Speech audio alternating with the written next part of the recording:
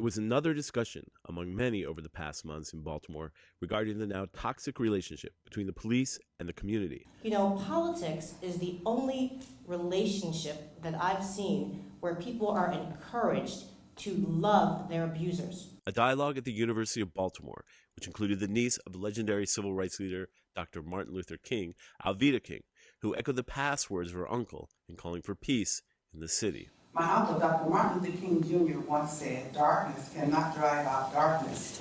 Only light can do that. Hate cannot drive out hate. Only love can do that." But during the debate, a voice often missing from the discussion emerged with an unusual message.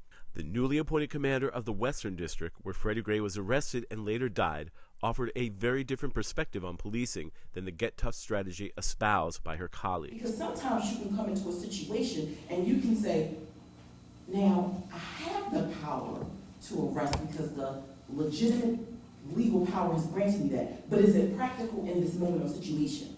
Captain Cherie Briscoe promised the audience a different philosophy of enforcement that she says needs to be less rigid and more community-oriented.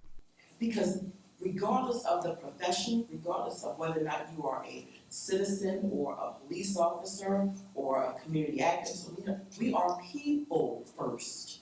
And I think in very many aspects, we lose sight of humanity and its needs. The fundamental needs to be respected, the fundamental needs to be safe, the fundamental needs to be treated appropriately.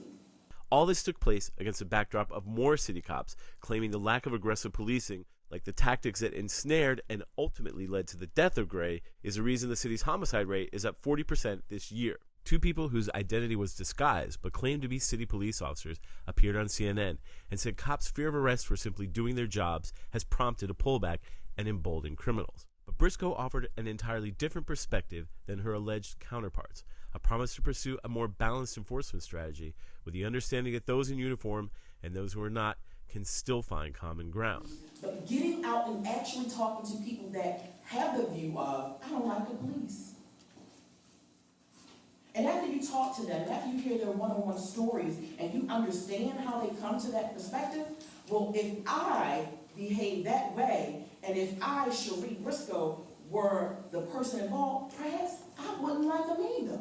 Stephen Janis with Taya Graham reporting for the Real News Network in Baltimore.